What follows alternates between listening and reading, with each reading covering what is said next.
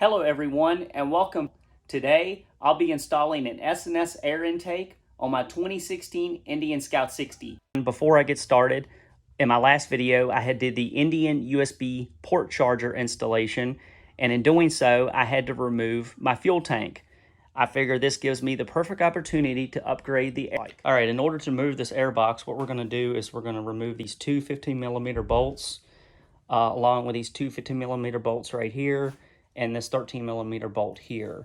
This is one of your frame rails. This actually supports the structure of the bike along with this air box. One of the things I do recommend you should do is make sure you support the bottom of your Scout because you do not want the frame to scissor shut. Now, I don't believe you need to necessarily do this just by removing one frame rail, but I am going to go ahead and support the bike anyway regardless. I went ahead and picked up this cheap Amazon scissor jack to support the bottom of the bike. Obviously with Indian bikes, there are no frame rails on the bottom, so you'll be supporting the motorcycle basically from the bottom of the engine. We just want to have it enough to support it so that these won't scissor shut. So let's go ahead and get this bike up on the support here. Okay everyone, I've got the scissor jack under my Scout, got it lifted up a little ways, just enough to take some of the weight so that it's supporting the bottom of the engine. Removing these 15mm bolts, they're most likely going to be pretty tight. I would recommend either an impact wrench or a breaker bar. With the bike being supported, I did break one of these loose earlier. This bolt actually goes all the way through to the other frame rail on the other side. With it being loose like that tells me that the bike is supported effectively so that we don't have to worry about any scissoring issues. So let's go ahead and break this other one loose.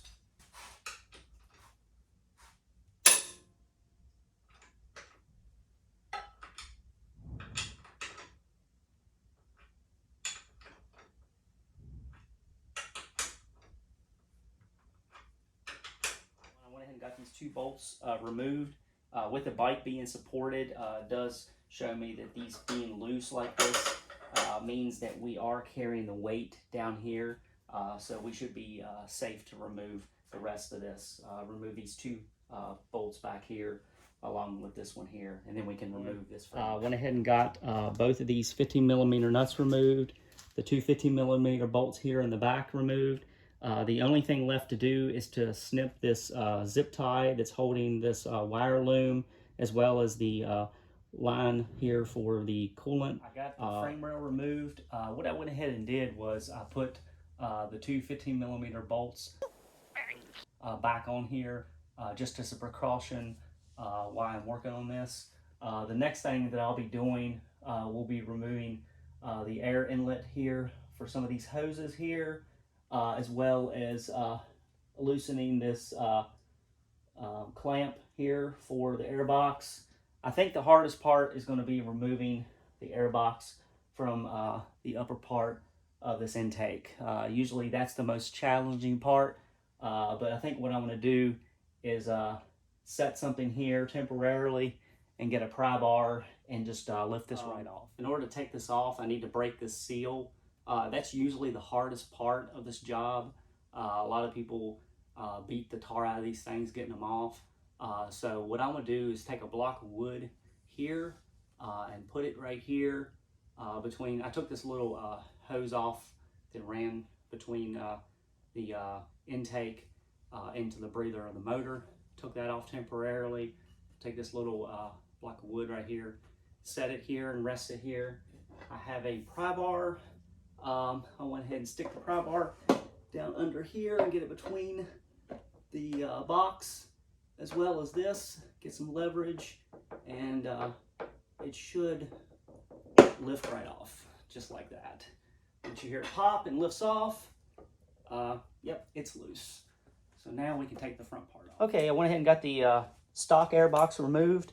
The only thing left to do is going to be remove this hose clamp, as well as this little rubber piece here that we won't need anymore here, so we'll go ahead and remove. Here's the old stock airbox and all its constricted glory here. And here is our simple S&S air intake, and comes with a T-fitting as well as an additional hose that we may have to trim to fit as well. But for this much simpler design, a lot less restrictive than this contraption is. So I'm sure the bike is going to be able to breathe a lot easier with this. All right, I went ahead and installed the air filter, fit right over top of the intake. Tighten this screw down right here. It actually takes a little 8mm socket to tighten that. There's a T fitting that fits in this location right here. This hose right here, I'm actually going to replace this hose with the new one that come with the kit that I'll have to trim. And I have another hose right here I pulled off earlier when I took the old one off, and that'll go ahead and fit right back on in this location right here. It'll fit between this and this here. All right, here's our T-clamp with our hose fittings put back on, as well as the new hose. I went ahead and trimmed about 1 inch off the end of the new hose for it to fit back on correctly, so there wouldn't be no bends or anything. Obviously, you probably want to use that one over the stock one. Just seems to fit much better. And then here's the additional hose going to the breather for the engine, all connected to this T-clamp. So that's pretty much the S&S air intake installation.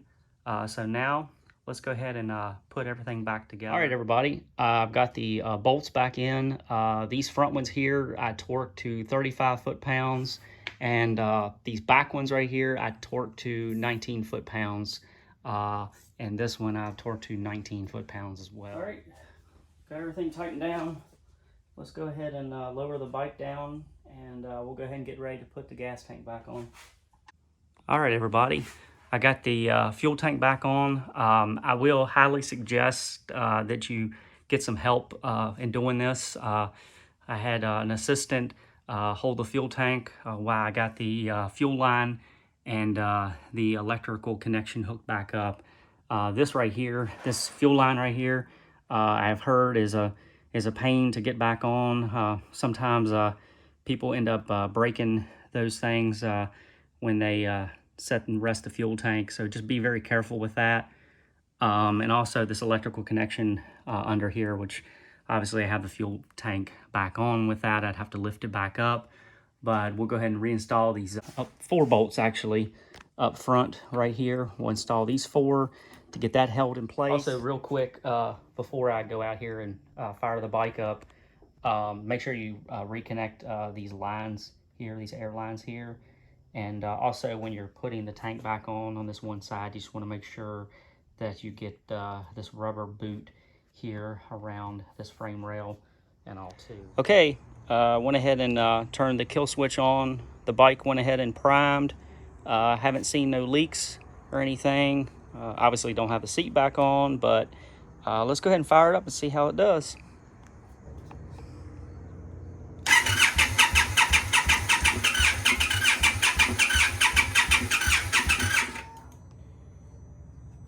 Alrighty.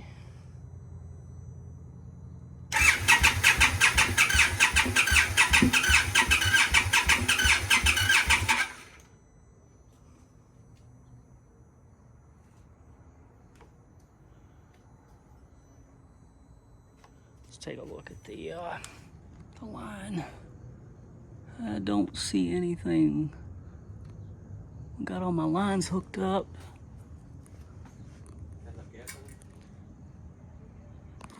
Yeah, it should.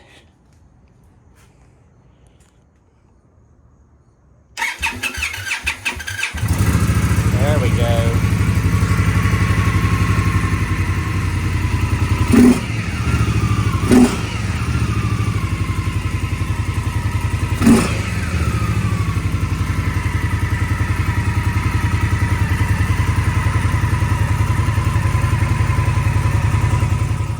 everybody. Got the new air intake installed, everything back together. Did have a little trouble starting it, but that's probably perfectly normal because obviously with the fuel line disconnected, I don't know if it was an air pocket in there or something, but primered it a couple times with the fuel pump, turned over a couple times, and we finally got it started. I did check all the lines as well to make sure they were all connected properly. No leaks or anything. Started up, as you can see. Went really well. Also, I have more mods for the bike that I'll be doing other videos as well. Don't forget to like, comment, and subscribe. Thank you for watching.